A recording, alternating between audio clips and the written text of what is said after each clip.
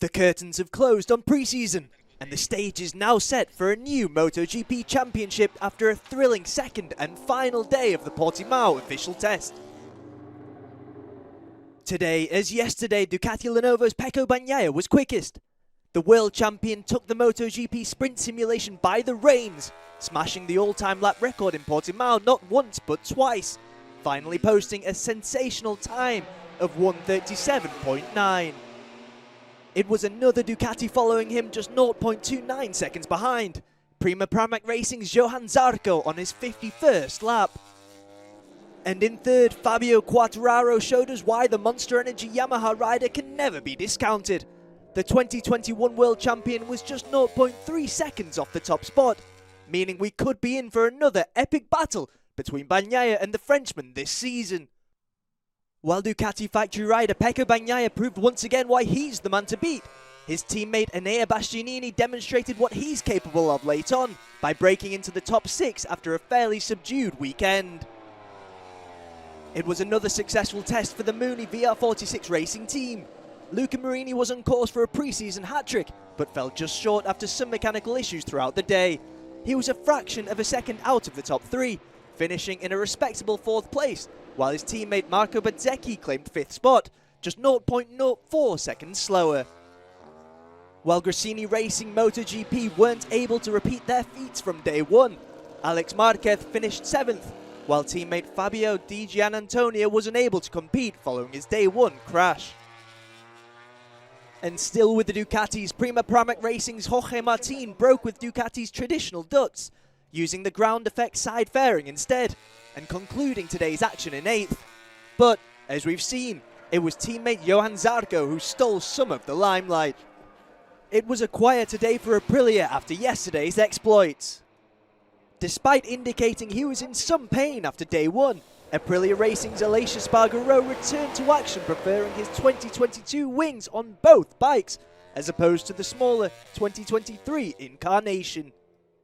The Catalan rider broke into the top 10 but was the top Aprilia on the day. He was followed by Maverick Vinales in 12th, with another Aprilia in the shape of RNF MotoGP's Miguel Oliveira between them, while Raul Fernandez was down in 16th.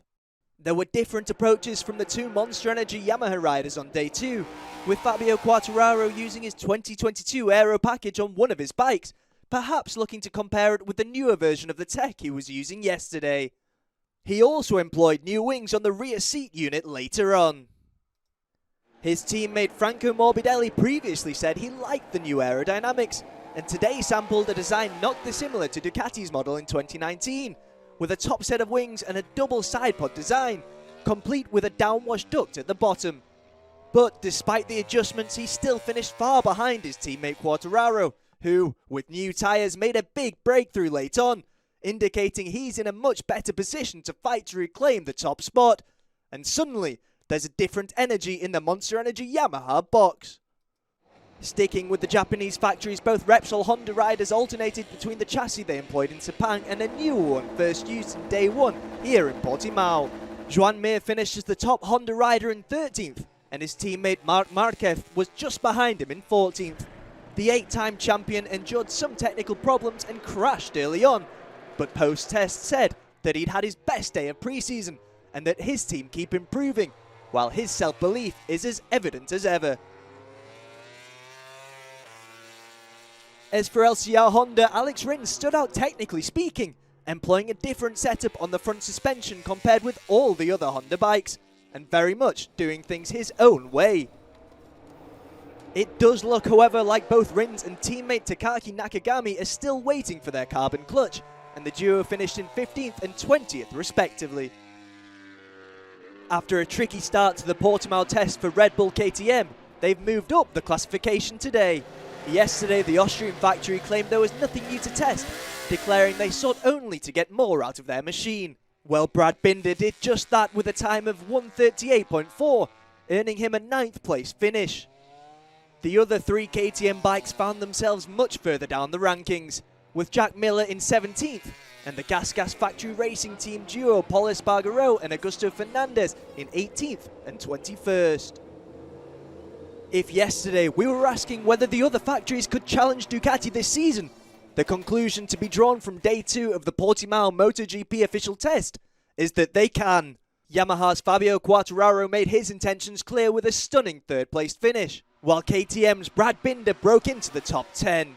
And of course, Marc Marquez and Honda are never out of contention. The clock's ticking down ahead of a new campaign, and even while records were broken today, we know it's just a taste of what's to come this season.